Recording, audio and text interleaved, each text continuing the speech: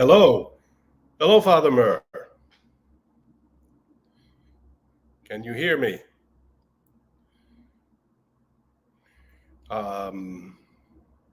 We were just speaking a moment ago. I'm Robert Moynihan. This is Thursday, May 25th. And we just had Father Murr on the program, and he seems to have a small internet problem. So we're going to wait for a moment and we'll see what he does. I know that he's resolved many of the problems that he has with water on his farm, and he's ready to be joining us again to talk about some important questions facing the church today. And today is the end of May. We are looking forward to the Pope has assigned a cardinal to try to make peace negotiations sort of thinkable, try to talk to people and lay the basis for a kind of long ramp towards the possibility of starting negotiations in Ukraine. And that man is Cardinal Zuppi from Bologna, a member of the community of Sant'Egidio. And the situation is still tense and terrible, and thousands of young men have been killed. And the Pope has made this one of his chief priorities, to try to begin to lay the basis for talks. And Cardinal Zuppi had a lifetime of experience with negotiations. We have someone here from Prescott, Arizona. Thanks for joining us. And we have Edward, Sacramento. Well, I'm actually not sure, and we have Bonnie, greetings from Ventura, California. I'm not actually sure what's happened with Father Murr, and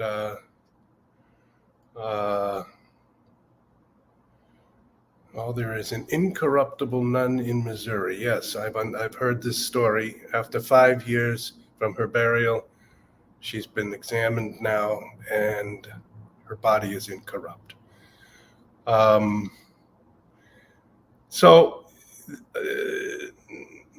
Can we somehow send a message to Father Murr and ask what's happened? All right.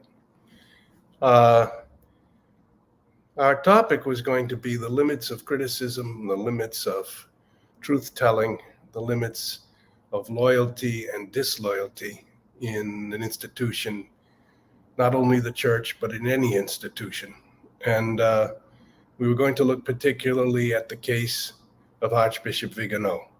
And he had called already in 2018 for the resignation of Pope Francis, arguing that he personally had informed Pope Francis back in 2013 of many problems concerning, at that time, Cardinal Theodore McCarrick, and that Francis had listened to him, but then already in the very next days and in the months after had spoken with McCarrick and entrusted special missions to him in the church, and that he had not done anything to in any way act on the information that he had received about the allegations against McCarrick, and therefore that he should resign his papacy as a kind of witness to the necessity for zero tolerance in the church for the abuse of young people. And this was the beginning of his frontal critique of the leadership, not only of Pope Francis, but of the Vatican itself, a leadership that he had been part of himself for many years. So we had an insider revealing that the Vatican, in his view, had not done enough and was not doing enough on some of these moral abuse issues. Then there were slow developments in his thinking as he started to say the great crisis in the church is not just the cover-up of moral abuse and sexual abuse, but actually a departure from traditional teaching. It was a kind of doctrinal abuse or doctrinal corruption. He found one of the sources of this in the Jesuit order, in some parts of the Jesuit order, where theologians had turned to liberation theology and had turned to a kind of modernistic view of the scriptures, not taking the scriptures to be fully true. And as he explored this current of thought, his critique became ever more global, as it were, a global critique of modernism, of modernist thought in the church, and a departure from tradition. Therefore, he became sort of the leading critic in our time of the post-Vatican II church, or certain elements of that church. And this brought him into the year 2020, when he began to become also, to extend his critique even further to the problems facing humanity with regard, first of all, to the COVID virus and all the measures taken against it, the lockdown, the closing of churches, the separating of families. And then he began to critique the imposition of vaccinations, the lack of clarity about which vaccination was better than another one, the lack of testing. And he said all of these things raised very grave questions about the leadership of the Western world and really of the United Nations, etc., and the Vatican's cooperation with this leadership. And then that took us through 2020 and 2021. And finally, in 2022, the Russia-Ukraine war broke openly on February 24th, 2022, a little over a year ago. It's now led to an estimated 300,000 or 400,000 deaths and to hundreds of thousands of woundings, to millions of people fleeing the country into both directions, actually, both into the West, into Poland, into Germany, into Hungary, into other countries in Europe, but also to the East, into Russia, anywhere to get out of the path of the war. An estimated 10 million or even more Ukrainians in a country of 40 million people have fled the country. Well, I see something happening here. Father Murr. I'm here. I can't believe it, but I'm here. How are you, Robert? I'm sorry. Look, we're out on the farm, right? The electricity just went off. I lost the connection and everything else. These are the hazards of farm life. It's but anyway, here I am at your orders. I'm sorry for the delay. But to be a little controversial, I of course I read and look around on the internet, and of course we have to be careful. There's information, there's disinformation, there's fake information, there's slanted information. But I read the other day. I don't have any. I miss your. I'm sorry. You read the other day what? That all of the U.S. Senators and perhaps congressmen, all the U.S.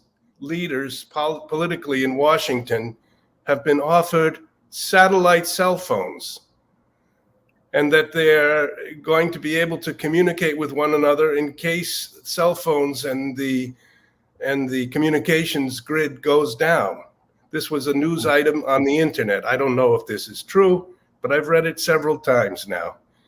So we would find ourselves in the situation that you and I were just in, with me talking to a blank screen. Well, it sounds to me like it's a potential for more trouble, that these people can communicate with each other so readily. That's even more bothersome. But anyway, here I am. We had an electrical out, And we just got over the water shortage. So you're able to you're able to take a shower now. I am. I would have presented myself even unshowered, but I couldn't stand being with me. So I thought I would put you through that, even long distance. Anyway, here I am. All right. It'll be great to talk to you. You went to Rome in the 1970s. Just to recapitulate very quickly, you were at first you were not a priest. You were a young Catholic working in the information service in the Vatican in your 20s. Then you were advised by various good friends, including later Cardinal Gagnon, who you already met in the 1970s, to consider the priesthood. And you entered seminary studies. You entered the priesthood. And you knew Cardinal Gagnon very well. You knew the Vatican very well, and you've had a whole career as a pastor, also in New York City, in Mexico, and you are now in retirement, and you've decided to talk and speak about what you saw and heard, and try to help us understand how the church can get through this present time and what we should keep in mind as we do so. That's just about it. Yes, and there's another added factor to that, Robert, that I think is very important.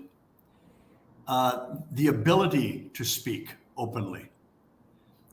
I am no longer in the game. I can't be changed from one parish to another parish, chastised, this and that. I'm retired. I can finally speak. Therefore, this is sort of in conjunction with today's theme. I understand very well our friend Archbishop Viganò. I understand he also has that liberty and the availability of speaking clearly. Nobody's threatening his liberty, his ability to speak, and it's a marvelous thing. Let me just say something before I forget. I was going to start the program out with this. Unfortunately, we've got bumped around a little bit for the lack of electricity and all of that connection. But I was thinking, those days we didn't have water, and we're battling to get water to the animals. We've got animals that need water. It's not a luxury for them. I really like this farm life. And I'll tell you why. Because it connects me with reality. That I've got to run around looking for that the sheep and the goats and the horses have water and they have hay and they have this. That's reality.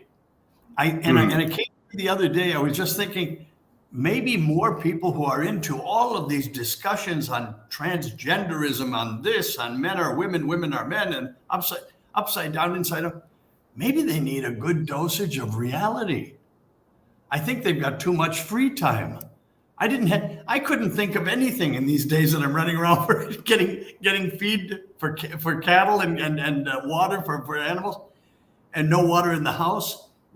That's reality. And I think when you stop dealing with reality, as many people do who live in the city, I've lived in the city all my life. Okay, so it's not that I'm an old country boy. But I did live in Mexico for 14 years, and there were many times we didn't have water, we didn't have electricity, we didn't have phones. And it just kept you in touch with reality. Mm-hmm. And just what you mentioned beginning the program, that some politicians are now going to have 24/7 access to on cell phones with a special doohickey they're going to connect for them. That makes them even more unreal. It disconnects them with reality even further.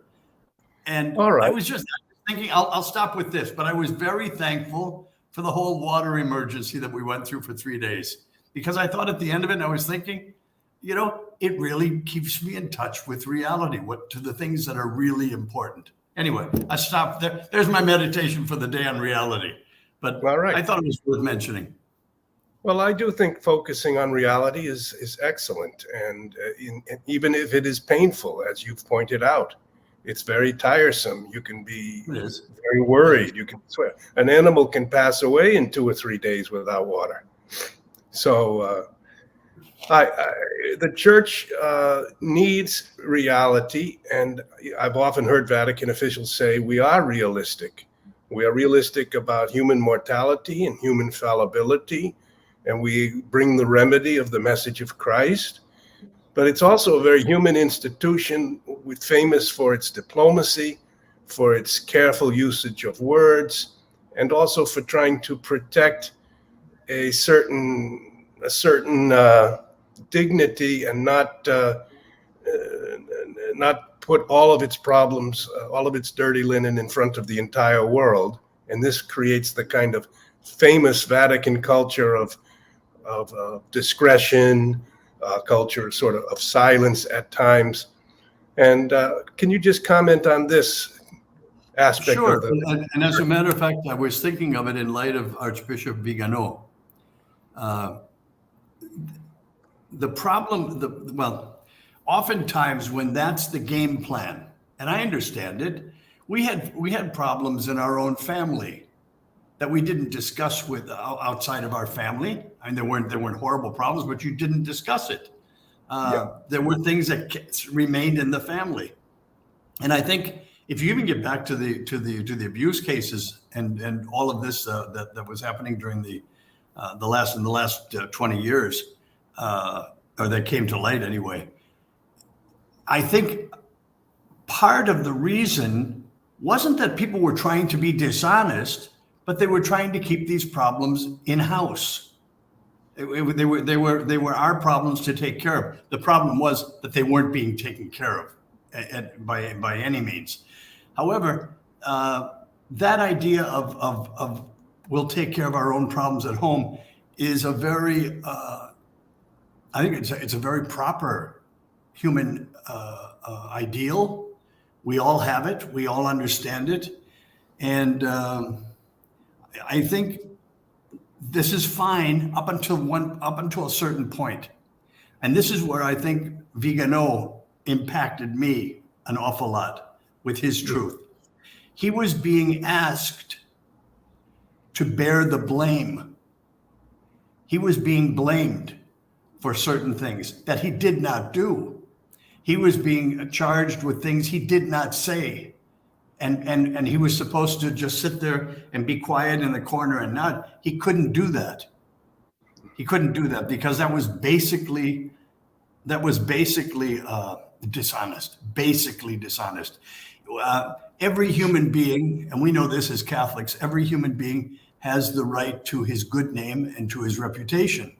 You have that right, and you have every right to defend it. It's called self-preservation. The same right that you have physically to defend yourself, also to defend your good name and reputation. His was being sullied strongly. And people who were actually guilty were sitting off to the side, twiddling their thumbs as if nothing. I understood immediately from the beginning his righteous indignation. And I understood when he wasn't going to stand for it. I understood that also. I think a lot of people, they don't approach it that way. What do you think? I don't know. Tell me. No, I agree with you. I would like to bring in just a little context. I was told that he was a man of utmost integrity by people who knew him and people I trusted. There was a Canadian laywoman who had worked in the Vatican Basilica, St. Peter's Basilica, had attended meetings where he was present. He had been in the governatorato, or the mayor of Vatican City. He had been the number 2 man there and had handled all of the workers who sweep, who clean, who repair the basilica, up on the roof of the basilica. He had hundreds and hundreds of workers who looked to him, and they all regarded him as one of the fairest and most honest bosses that they could have. And I've also heard that from many people. I've also heard that from many lay people who work in the Vatican. And so we're talking now in the 2005, 2006, 2007, and Pope Benedict is looking at this. Benedict was elected in 2005, and he says, I really like Viganò. and I need someone of utmost integrity to handle the Vatican finances. And he got in his mind that he might make Viganò the head of all Vatican finances. Mm-hmm. And he broached this around 2010 into 11 to Cardinal Bertone, who was the Secretary of State.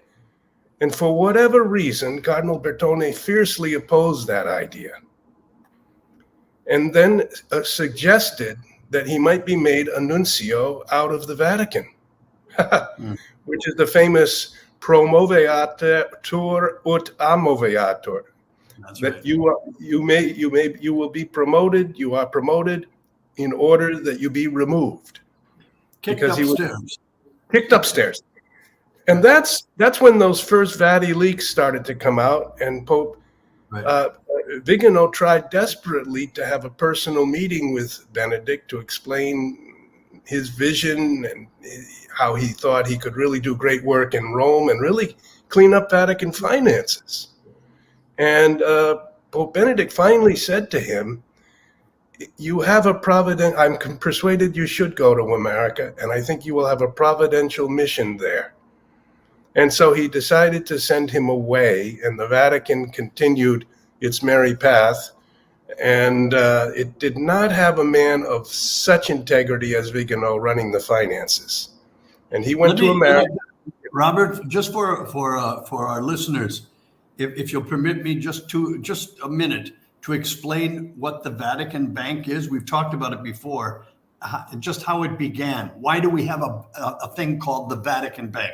First of all, it's not called the Vatican Bank. That's kind of slang for it. It's the work for religious, the Institute for Religious Works. And what it was this. It's not like the Vatican has had this for centuries and centuries and centuries into banking. That's not it. After World War II,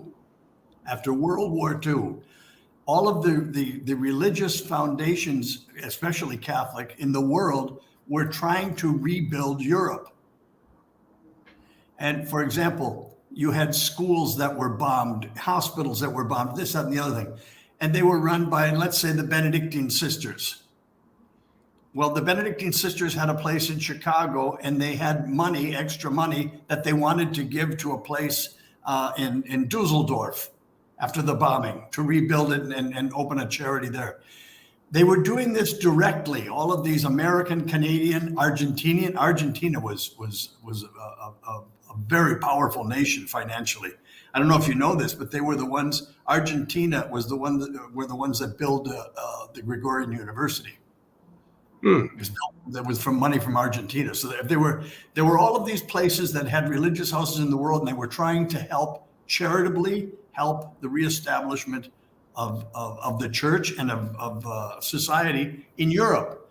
Well, to put it mildly, they were being ripped off because they had to go through different countries. They were losing on exchanges from dollar to whatever it was, to the lira, to the whatever. And Pius XII was very well connected with sharp people. He said, just a minute, all of these people who want to rebuild Europe, why don't we at the Vatican be a center for that and help them, actually help them? This wasn't a get rich quick scheme. It wasn't that. It was about helping, facilitating these things. And everyone agreed. It was fabulous. It was fabulous. Mother Pasqualina herself told me that this was a fantastic idea, and it helped. From there, they could control things. They weren't being ripped off by different taxes and things. And all of this money got to build up nations and charitable works in nations. Now, as we got into peacetime in the 1960s, the 1970s, 1980s, all of a sudden things changed a little bit. No longer was Europe being rebuilt of this. And it's sort of like, I put it this way, Robert. There was a point where point in time where the church forbade usury, right? Absolutely. You could take no interest on a loan. Let me just put it simply. Then all of a sudden, people were seeing, my goodness, money can make money. Right? All right, good. So no, it's not crooked. Money can make money. Well, let's help money make money. There's not a problem with it. And then we switched almost overnight into a system where interests on loans were permitted because it was a legitimate business. Well, good. What I'm saying is things change and times change. All of a sudden, the Vatican also saw it had a business going. It had a concern. Let me just put something else to our listeners. Anyone who would like to pay for 1 day's worth of bills, electric bills, air conditioning bills for all of the Vatican libraries that have to be air conditioned to keep manuscripts from disintegrating, all of this, to anybody who would like to pay 1 day of keeping the Vatican open, let me know. Just 1 day. 1 day. It is incredibly expensive, and it's not paid for by tourists. So this changed into a way to make money also for the Vatican. Now, when it did that, Robert, you can see the enticement of that for people who are, let's not say dishonest, let's just say lacking a little bit in honesty. You want me to diplomacy? Let's put it that way. And everyone had his candidate for running the Vatican, if you will, Vatican Bank. This was the problem. I thought Viganò would have been a fantastic candidate for the Vatican Bank. You need somebody absolutely honest in there. The person after that, who I thought was fantastic, was Cardinal Pell. Who was named to be put in charge of finances. He was uncorruptible, incorruptible, I guess you'd call it. Yeah. He had no dog in the race. It was just that, or horse in the race. It was just that's what he was going to do and get it cleaned up. Yeah. And I'll end with this. You remember in my book, Murder in the 33rd Degree. The whole point of what Gagnon had discovered, one of the major points that Gagnon had discovered was that the Freemasons were planning on toppling Vatican finances in the Vatican Bank. This was in the 1970s. When he told that to John Paul II, John Paul II just didn't buy that. He didn't think that was real. Well, finally they did. And I think the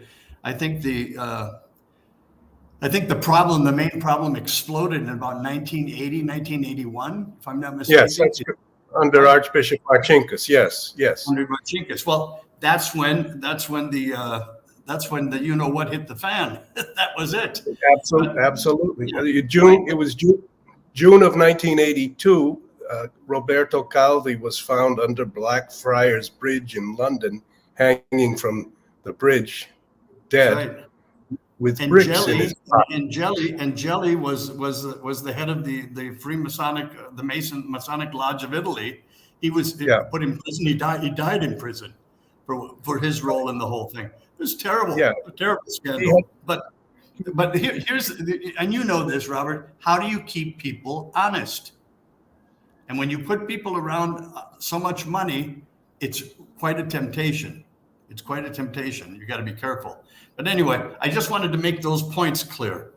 I know a great man for the finances. Great. He really would have.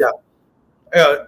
One quick question. You mentioned Mother Pasqualina. Just for those who might not be familiar with who she was, and we've talked about her before, but for this program, just quickly, who was she? Mother Pasqualina was a nun born in Bavaria. She became housekeeper to then Nuncio Eugenio Pacelli, Vatican Nuncio to Bavaria. And when he left Bavaria then for Berlin to become Nuncio to Germany, and then was made Secretary of State, she went with him. So she was with him for almost 42 years of his life. And she was a major confidant, also a secretary, a very, very sharp woman, very sharp, very learned. And she saw through people. She had an amazing ability to see through people. And she was dealing with some of the most important people of the world. Adenauer, for example, was one of her closest friends. World leaders. She knew what was going on. She knew what was going on. And this is a picture of you, of her. This is Mother Pasqualina, and the last picture was she dressed me up in Pope Pius XII's vestments, and I said mass for her. That's her receiving Holy Communion. Always, she's in her 80s, kneeling and communion on the tongue, never in the hand and never standing. Right? Okay, and that's you as a young priest. That's me with hair, Robert. That's me with hair, and about I'd say about 60 or 70 pounds lighter. That's a historic photo, then. It is. And that was your book as well. You wrote the book. So I wrote the godmother because she was somebody. A couple of people commented that it sounded like a mafia nun, the godmother. It wasn't that at all. She was my godmother for ordination to priesthood. She became my godmother in that role. Just to be absolutely clear, she was with Eugenio Pacelli. He was elected Pope Pius XII in 1939. She was still his housekeeper, lived in the Vatican from 39 to 58, stayed on in Rome. You met her in the 70s. You became an intimate friend of hers. In this book, you tell all the things that she told you, which were stories of the Vatican from the 40s, the 50s, and the 60s. Because she not only knew Pius XII, but she knew the entire Vatican hierarchy. And she knew Pius XI quite well. She knew Pope Pius XI quite well. And she knew, yes, you talk about, what is that phrase? She to know where all the bodies are buried. She knew. Right. She knew. And she also was a guardian to Pope Pius XII. She was the one you had to get by. She was the gatekeeper. Right. She was the gatekeeper. And when she found that there were scoundrels for different reasons trying to get close to the Pope, they weren't permitted.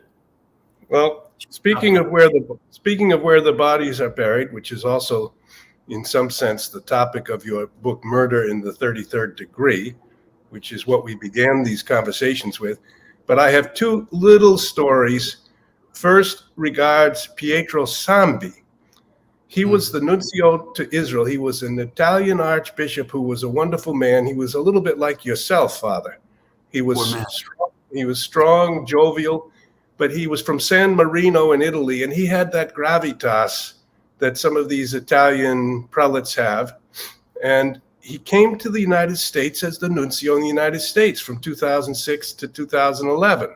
That's right. And then Benedict and others were thinking he could come back to Rome and also play a role in the Vatican finances because he was a man of great integrity. Pietro Sambi, I knew him. And he got a little lung infection in the summer of 2011 and went to Johns Hopkins. And he said, "I'll see you tomorrow," to his staff at the nunciature. And they said, sure. They didn't think it was serious. He never left the hospital and he died there. And it was because he died that we didn't have a nuncio in America and the position was open for Viganò. And both Viganò and Sambi would have been in Rome and would have taken control together of the Vatican finances. It would have been great. It would have been great. So somehow they would have cleaned house. Somehow Benedict's plan in 2011 to bring two men of absolute honor and integrity into the top positions at the Vatican. Later, Pope Francis was to bring Pell in, and as soon as Pell came in and started to ruffle feathers, accusations emerged from Australia of alleged impropriety, and he had to go back. He didn't have to go back, but he went back to stand trial, was condemned, went to prison for more than a year, and finally it was all revealed to be a fake, a false accusation. And he came back to Rome and he started to do his work again to organize among the cardinals to try to right the ship of the church, started to write what the church needed to do, what the exaggerations were right now, what the cardinals ought to look at.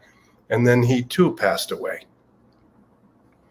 He went to a little operation right after Pope Benedict the 16th died on December 31st. Pell was in great health at that time. He went in the first days of January for a little checkup, and he too died in the hospital in the first days of January this year. I think that Cardinal Pell's life, especially the last few years of his life, are going to be the subject matter of many, many, many books. The man was a pious man, honest beyond reproach, and he went back to Australia, not having to go back. Right. He went back. He said, "I'll go back because these charges are absolutely false, and I'll stand up to them." He was put in solitary confinement for over a year. Can you imagine that? Solitary confinement. Yeah. You know, I remember reading a Russian author who was put into solitary confinement for 10 years in a gulag. And the only way he kept his sanity, I remember, the only way he kept his sanity was by giving philosophy courses to the rats. Every day he would teach them reasoning and this, just to keep your mind. What Pell went through was incredible. And when he got back to the Vatican, free of any charges, any scandal, he deserved a ticker tape parade, the man. He deserved a brass band. I mean, this is incredible what he went through. Instead, nothing was given to him. No, nothing at all. He wasn't returning to his job at the bank and in charge of finance. Nothing. He was a nothing.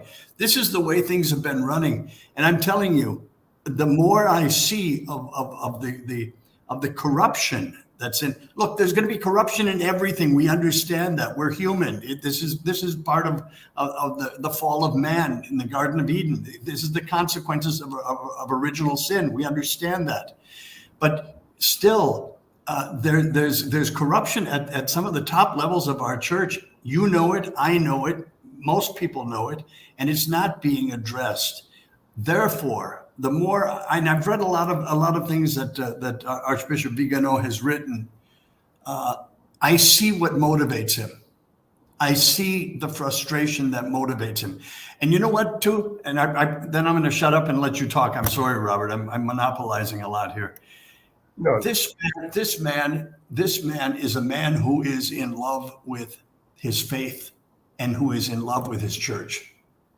He truly is. I know it. I can hear it in every word that he writes. He loves the church. He loves the faith. He loves Jesus Christ. He loves God. He loves all that is holy. And it is a tremendous frustration for him and for people like him. I would include myself very humbly in that list, and you too. We are concerned for the church because we love the church. It costs us an awful lot to see the state of things, and that situations that could be addressed and remedied are not being addressed. This is the frustration of Viganò. This is the frustration of Cardinal Pell. It's the frustration of many people. And I'll end with this. You're talking about the Archbishop Nuncio to the United States, Sambi, who died at John 2011. Right? Just going in for a small infection, a lung infection. I remember, I know this for a fact, that a week ago, we're talking about I think it was 1981 or 82. A week ago in 1982, John Paul II asked Cardinal Benelli of Florence to be his Secretary of State. And a week later, Benelli, 62 years old, strong as an ox, is dead with a heart attack. So right. We got a lot of things like that going on. Okay. And I have to, first, I'm going to try to invite Archbishop Viganò to join us on this podcast. Oh, I wish you would. I wish, yeah. What a privilege that would be. Because so far, most people have only known him through what he's written. And you said you can hear his voice in what he's written. So I can easily. Will be a chance to actually hear his voice if he would agree. He's a little hesitant. He's 82 years old, but I will invite him. And that would be marvelous. Maybe we'll have a regular podcast, the three of us. But second thing, I came in the 1980s. I was 10 years after you coming to Rome, but I got to know Archbishop Marcinkus. And Marcinkus told me one day, I'm accused of all sorts of things. They accuse me of being a mafioso. They accuse me of being a murderer. He says, I would like to tell you the truth of these things, but I can't now. Come at some future time toward the end of my life, and I will tell you things that will curl your hair. And you know, sure. I have curly hair, and I'm being truthful now. Is that what it came from? Is that where it came from? No, my hair was already curly. It was going to become more so. It was pre-curled. Okay. But that's a true statement that he said to me, and I waited and bided my time. And the years passed, and he, for a while, was almost a prisoner in the Vatican. He was going to be arrested if he left Vatican City. That's right. But eventually, he was permitted to go to America, and he went to Sun City, Arizona in retirement. And around 2006 or early 2006, I called to him, if I'm not mistaking the year now, I think it was 6. And I said, Archbishop, it's Bob Moynihan. I haven't spoken to you for a long time. You said to me years and years ago that I could come to talk to you and we might have a good conversation. He said, yes, I remember, but I'm still not ready. And so I said, oh, I'm sorry, but I'll try to reach you again. And I stayed up that night thinking, I've got to go talk to him. So I called him the next day. I said, really, it's too risky to wait any longer. I'm in America right now. I'll fly out to Arizona and I'll see you this weekend. And he said, okay, come on out and we'll have our talk. And what do you think happened? I already know. I can imagine. February 20th, 2006, 4 or 5 days later from our conversation, he died the day before I was to arrive. Yeah. Okay. So yeah, I'm glad you and I can talk, at least for now. And I think I was told repeatedly over the years that there are two great powers in the world. There's the spiritual power of the Vatican, the Church of Jesus Christ, the See of Peter, 2,000 years of history, having lived under the Roman Empire and then in some sense inherited the Roman Empire, passed through 1,000 years of Middle Ages, passed through the Renaissance and on to modern times.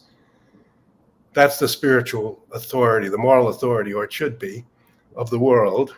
And the other was the United States of America as a temporal power, which had been granted by the grace of God authority and financial and military power like no country has ever had. And now as we look at our country in May of 2023, as we are speaking, it pains us, I think both of us as Americans, that our country isn't as good as we ourselves, who love our country very much, would like it to be. You know, that's exactly it, Robert. If we didn't love our country, if we didn't love our church, well, that's fine. We could get along just fine. The problem is that we do. We do. And the problem is, too, this is what I think is unfair. I've got a few questions for God. I'm sure he's got a lot of questions for me too, right? On Judgment Day. But I have a couple of my own. And I'd love to know why he permitted me to be born in 1950 and see the glory, I'm using the word correctly, of the Catholic Church and of the United States of America. And then see it all unravel. I just want to understand what that was all about. I just really do. I think it has to do even with your books now and even with these podcasts, because we have seen, in a sense, the promised land. We've come and we've looked in our childhood to to a kind of disciplined and sacrificial and pious and sacred centered life, knowing always, we always prayed, I have sinned, mea culpa, mea maxima culpa, through my fault, through my most grievous fault, because our egos, our laziness, our pride has caused us to be imperfect human beings. But the church was holy. And we would like that the church and then the country was an honorable country with a handshake, a slap on the back. My word is my bond. That was Robert, younger people would have a hard time even believing you. I attest to what you're saying because I remember it. I lived it, but it seems so foreign to what's happening today. It's so different. It's so different, and not in the better sense today, in a worse sense. But what you're saying is absolutely true. It's absolutely true. It's not just two men. Let's just say two mature men, without getting into too much of the detail of age, right? Two mature men reminiscing about the glories of the glories that never were. No, they were. Life was a beautiful place, and these two great institutions that ruled our lives, God and country, were magnificent. They always had their problems. I understand that, and we understand that, but they were glorious.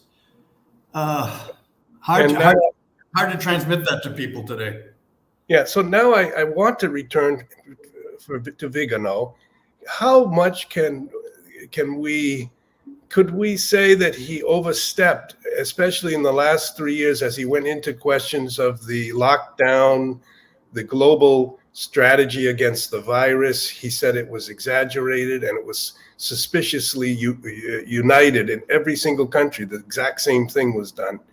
And then the vaccinations, he raised questions about maybe they were too quick and too untested. And then with regard to the war, he's raised questions and he's called repeatedly for peace. In this last point, he's very much in a similar mind of Pope Francis. And I've seen in that a hope that maybe they could even come together. And I've actually asked officials in the Vatican if I could try to help bring Archbishop Viganò to the Vatican and have him meet with Pope Francis and try to have each of them say, we have sinned and we love the church and we want to make sure the church, it doesn't get divided into 2 or 3 or 30 or 40 different groups. This is my idea, that we should remain unified. But of course, it's difficult if your positions are very different and you don't have the same faith and the same creed. But in any case, a lot of people said we loved Archbishop Viganò at the beginning, but he went too far when he got into political matters, including even the American elections, for example. How do we judge the man now as we look back from May of 2023? Let me answer that this way, and this is very much me, okay? This is my opinion. I understand where Viganò is coming from, because I think I see what he's seeing. He's not seeing different subject matters, this over here, that over there, and getting involved in different. He's seeing a lot of different parts to one whole. Mm-hmm. Right? And a lot of us are seeing that. Mm-hmm. Let me just give you an example. The Wuhan plague, the COVID virus. History will prove that this was knit together by some pretty influential people and governments, and it was global. It was global, and everyone had the same rules to it. And it was, as Mrs. Clinton so pronounced with Russia, a reset. Mm-hmm. Excuse me, resetting what? Mm-hmm. Who called for a reset? Right. Mm-hmm. Anyway, I'm getting off track a little bit, but what I'm saying is, when I hear Viganò speak, I hear him investigating different parts to one entire problematic. That's what I hear. And I don't hear that he's getting off track over here. He's seeing it all as one thing. This is all happening as one, not as different pieces. They're combined, I think. Anyway, Yeah. that's the way I see it. And for that, I sort of agree with him. I see. And I think what he has said is that the only great reset occurred 2,000 years ago with the Yes. resurrection of Jesus from the dead. That's right. And this is our hope of immortality, of eternal life, of life together with Almighty and holy and beautiful God. And this has been given to us as a treasure, this treasure of the gospel, of the announcement that he has conquered death and that he is the Son of God. And this treasure is given to us in earthen vessels, in vessels of clay, that is, these human bodies that are so fallible and so mortal and subject so breakable. breakable. Yeah. I've already noticed that I'm a lot more tired than I used to be 10 or 15 years ago. Oh, So, get ready, Robert, get ready. Believe me, it gets better. well, so the Great Reset has been given to us, and the church grew as people said, yes, I adhere to that vision of, and this idea of our reset being changing our genetic code, linking us up with computers, putting chips in our brain, sending an algorithm in to run our lives, is a demonic parody of the reset that Jesus already has brought. Welcome to my reason for being on the farm, Robert. I like being away from all of that. I like it. There's something else too that I see in Viganò, and I share with him, and I think you do too, to some real extent.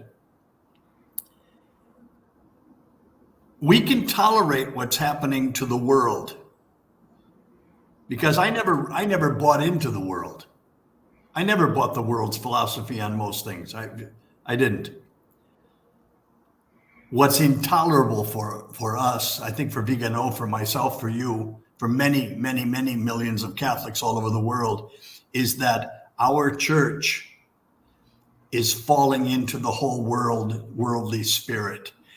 This is what bothers. What we would like, what I would, let me not say we, I can't speak for everybody. What I would like to see is a church that stands up to the world, not a church that wants to accommodate itself to the world, to marry into the world's vocabulary and the world's problematic and the world's nonsense. I want a church that stands up and says, this is wrong. This is right. Here are the reasons. Let's walk together. This is what we've all been waiting for 50 years. For 50 years. And I think what Archbishop Viganò is saying is it's high time for the church to come out of hiding, to get to separate herself from the world. We always said we're in the world, but not of the world.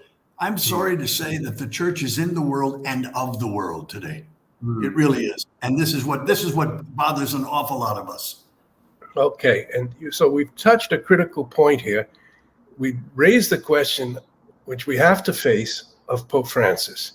Now, I'm going to propose to you that he has drawn a line that he hasn't crossed.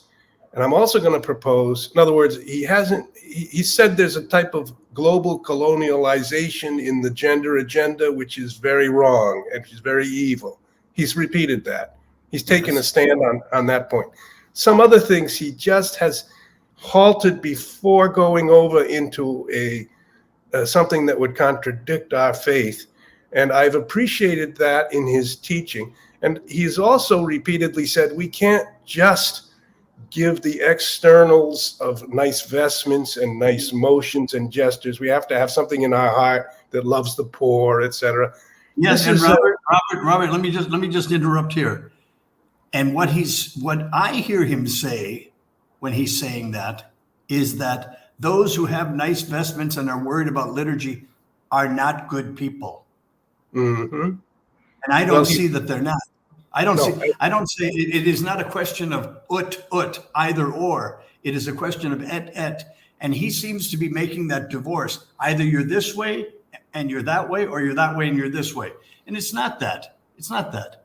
Okay. I know some people that he's giving examples of this and the other thing. I know some incredibly a lot of Jesuits who are very much to the left of me. Let me put it that way. But of course, they would say that I'm to the right of Attila the Hun. So it's all right, to each his own. However,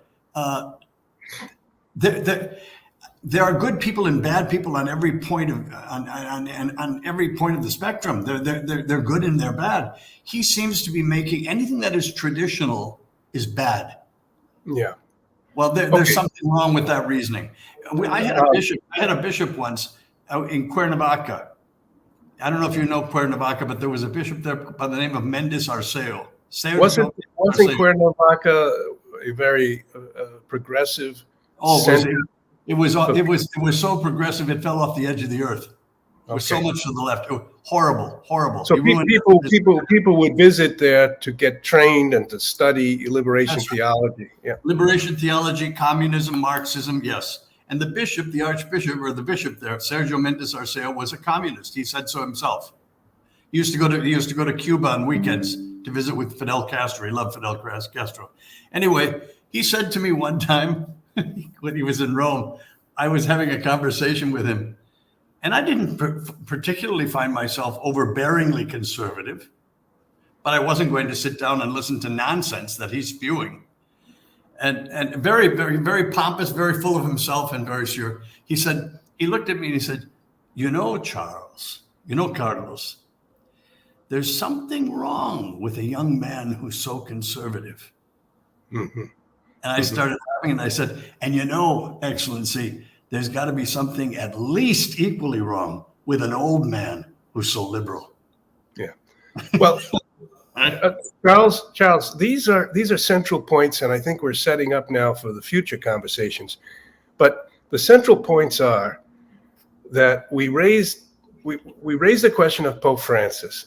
Archbishop Viganò has said he should resign and has said that he has done things which are unworthy of a pope or of a successor of Peter, and that he's leading the church into apostasy. And if that's all true, we need to make a decision of how to continue as Roman Catholics and what form that continuation should take. And people have different views of that. If it's not true, if we could imagine that Francis has gone up to the edge of apostasy, but never has crossed over because deep in his heart, he remains what he said to us in the first days of his papacy. I was present in the room when he said to the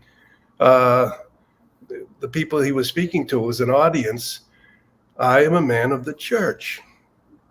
I'm a man who is trained to think with the church, sentire cum ecclesia, to think with the church, not my own ideas. On the other hand, he had the experience in Latin America, in which you have also experienced Latin America, with the conservative mantilla-wearing old aristocracy, very Catholic, sort of unconcerned for the plight of the poor who in their millions were living in barrios and were turning to the communists because the church was insufficiently concerned about their brief human lives filled with lack of good health, lack of clean water, lack of sufficient food. And my heart too goes out to them. And he saw that the traditional Catholics didn't seem to care very much, and this influenced him. These are the questions that cross my mind. And I think I understand that. I can understand and sympathize with that very much. We just take one. Let's just take an example of the Jesuits, right? Oh, now we can go on for 3 days about them. However, we should do that. We should do that one time when we get 3 days. Listen, here's the thing: the Jesuits their ideal was to take the wealthy and powerful and educate them Catholically. For what? Right. So that they in turn, who open up factories, who run businesses, who get into politics and government, can change the world. Right. Now that's a great philosophy, and to some real degree, that worked for centuries. Yeah. It really did. Now all of a sudden, those same Jesuits, rather than trying to influence and form those leaders, as you will, the aristocracy, if you will, the aristocracy, those who are in power, form them, the elite, so that they in turn can get things done, which they can. The Jesuits have taken up to opening soup kitchens themselves, and it's finished. That influence, that great influence that they had with the powerful, is finished. This is sad. This is sad. Well, it's anyway. No, we're drawing near to the end of our hour. I was going to be very clear about my position in this respect. I would like to avoid a open schism in the church. I would like very much to find a, and I've written this, and I've said, if we divide into the old Catholics and the new Catholics, or the traditional Catholics and the modern Catholics, or the bad old Catholics and the good new Catholics, and we start going to different churches, and but then I said, this will not end with 2, it will end with 22 or maybe 222. And people will follow one guru or another guru. And the idea... Or as the Protestant revolt taught us, with 34,000.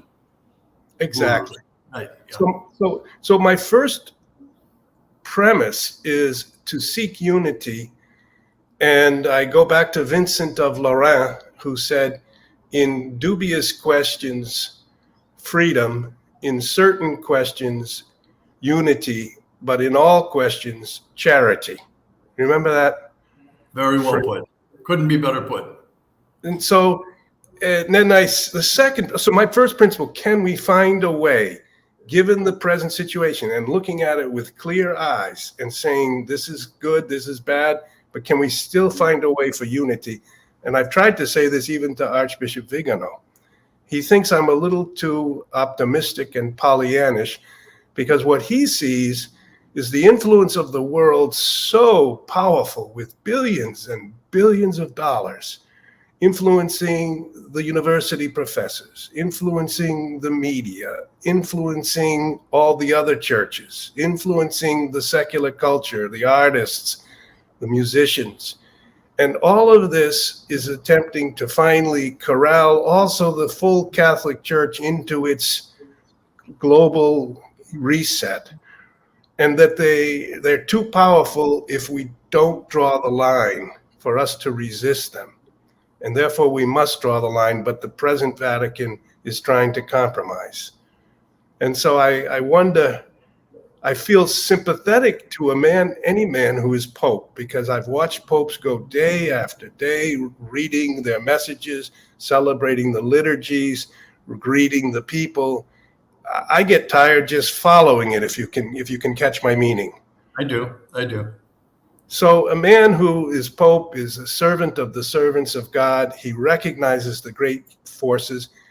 This Pope has said we have to resist the colonialism, and he's also gone to Budapest again recently and actually met with Orban, who's a kind of outlier now in Europe, and he's doing everything he can for peace in a terrible war.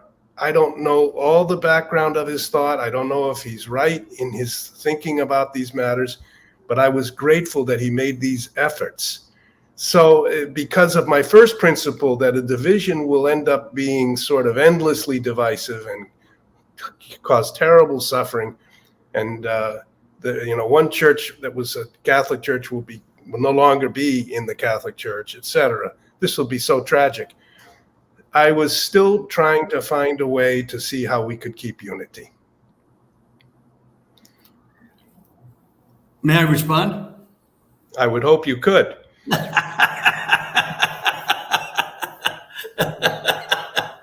So do I. So do I. I hope I can. Yes to everything you said. Yes to everything you said. Who could disagree with it? Who could disagree with it? No, some people. Seriously. No. No, everything that you said made sense. And yes, that's what we would all like. I firmly believe in the future, not in the present. I don't know what this present is about. I don't know. I'm going to be able to make heads or tails out of it in a few more years, not right now. But the future requires a very, we're Catholics. And the place that we have for St. Peter and his successors, the vicars of Christ, is unique in the world, in theology, philosophy, in everything. The place that the respect that we have for St. Peter and his successors is unique. We need a God sent, a strong man, a man of deep charity, of great intelligence, and of great strength, who's going to be taking the bull by the horns and facing the situation and making all of us, or at least inviting us, quite strongly inviting us to walk together. To walk together. That takes a special kind of a man. But let me just remind you, what you already know this, but I remind our listeners, Robert, that there have been such men in the 267 popes that we've had, 268 popes that we've had. There have been such men, Leo the Great, Gregory the Great. Even in our times, we have been blessed with outrageously good men, good moral men as popes who give a great message, and they were strong. But we need someone really dynamic who can take this situation. This situation is horrible. It's horrible. The world we're living in is not good. The church we're living in is not good. We need a man to stand up and say, I'm the vicar of Christ. I'm walking this way. I want all of you with me. Come, let's get there. That's what we need. Well, that's my. Okay. Thank you for that summary. And I think we will come back to this question because we haven't even gone very far into it, of what loyalty we owe to Peter and how do we show that loyalty, by just bowing and saying, yes, sir, or by saying, you must consider this and that. You must recognize that here or there you've led people into confusion. Isn't this the most loyal thing for us to do? Robert, let me just put it this way. I think that this hour has been very entertaining, very thoughtful, very informative, and very good. I don't know that we covered any one thing that we set out to, but I found it very interesting. We were kind of all over the place, but we were interestingly all over the place. And I think yes, the next time I think we're going to get on a theme and really stick to it. But I think this was very good, and I think a lot of people are going to enjoy it. I enjoyed myself anyway. Let me put it that way. Well, thank you. Isn't that what it's all about? Me enjoying myself, right? Yes. Well, I hope everyone enjoyed themselves, and we'll come back and really go deeper into all these questions. Thank you very much, Father Murr. God bless you, Robert. Thank you. Always a pleasure.